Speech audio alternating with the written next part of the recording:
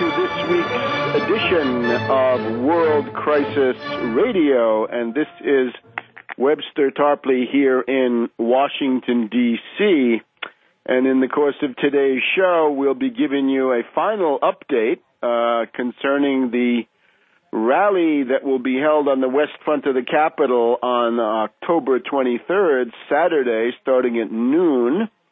And when this program goes on, some people in the nearby area, if you're within walking distance, you can come over and observe the goings-on with various speakers, and it's supposed to be a very nice day. So good weather, probably the most important single thing you could have for this.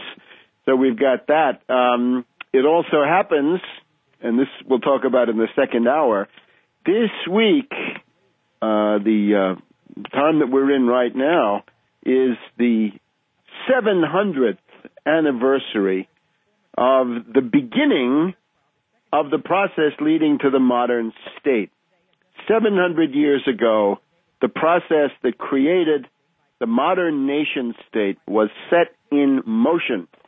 Little-known facts. And what we're talking about is the coming of the Emperor Henry VII, Henry of Luxembourg, to northern Italy and other parts of Italy, attempting to reassert the authority of the Holy Roman Empire on the Italian peninsula, at least the northern part.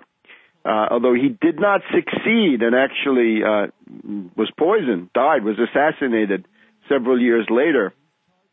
This process nevertheless set up the rule of the Visconti family in Milan, and it is from that turning point in world history that we can trace the origins of the modern state, and we'll go through that. And of course, the reason that we know something more about these events is that this is the underlying question in the Divine Comedy by the great poet Dante Alighieri, the founder of modern languages in general, the founder of the modern Italian language, and in some ways the great precursor of the modern state, although he didn't live to see it.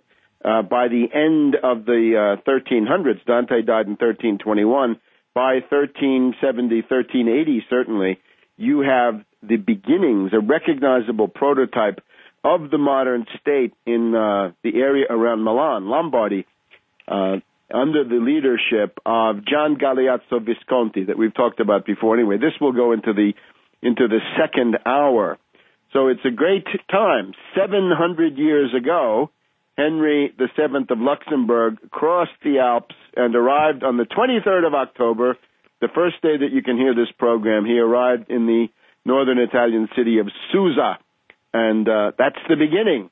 That's from those humble beginnings, those obscure, forgotten, reviled beginnings, because there are a lot of people who don't like this, a lot of Dante critics who don't want to talk about this. But let's look now at the situation with the World Economic Depression.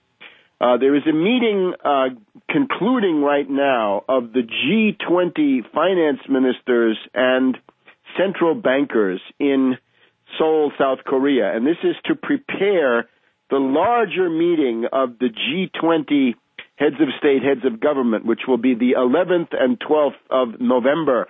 And, of course, this comes in the midst of the currency war, the process of competitive devaluations, economic warfare, beggar my neighbor policies, and other kinds of chicanery that are being pursued, above all by the U.S. and the British, above all by Tiny Tim Geithner and by Bernanke.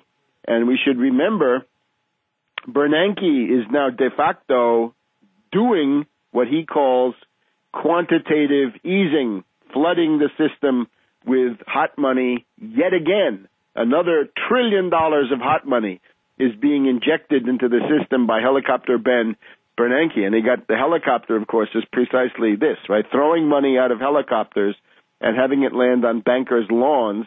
That's his idea of dealing with the crisis. So that's what he's doing now. So Helicopter Ben is flooding the system in the U.S. with $1 trillion of hot money.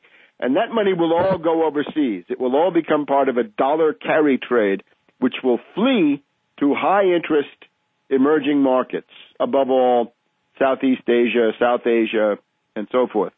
And that's causing mayhem because as the U.S. dollar goes down, right, as this money leaves the U.S., that means people are selling dollars and buying something else.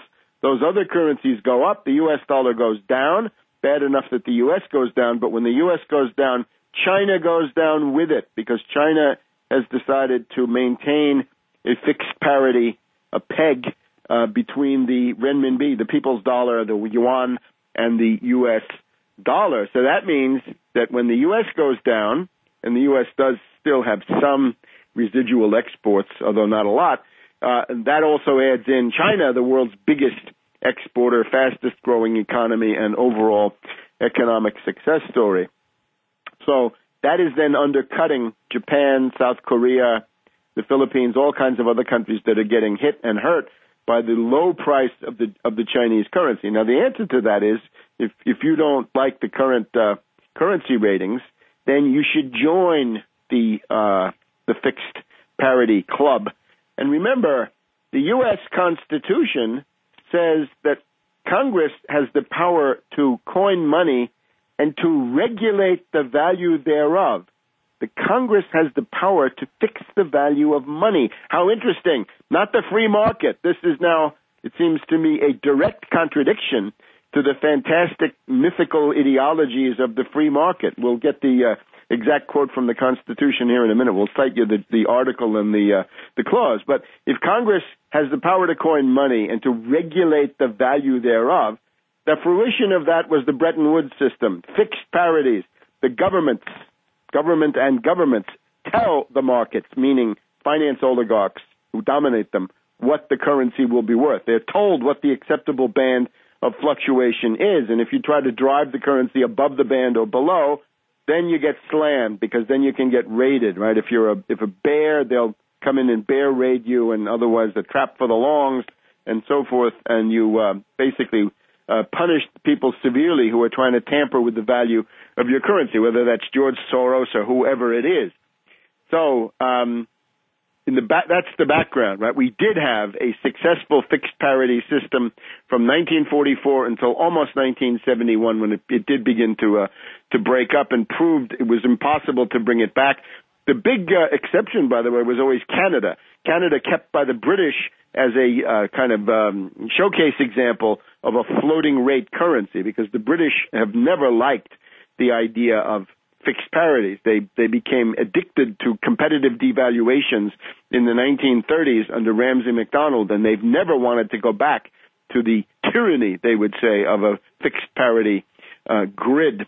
And you can see this in plenty of examples, even in regard to the European snake of the 70s and 80s. Anyway, the G20 finance ministers in Korea. Now, the immediate background is some very, very interesting stuff.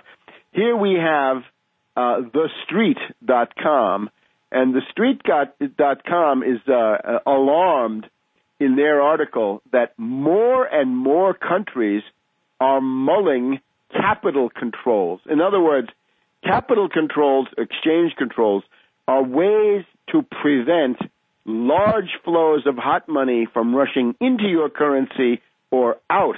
If they rush in, the currency is driven up and your export industries are destroyed. If the hot money rushes out, then you can have a panic in your banks. You can have tremendous austerity. You can have to go to the International Monetary Fund and so forth. The essence of globalization is that these hot money speculators rule the world. More and more countries are saying no to Soros, no to the other hot money speculators. And we'll be back in a minute.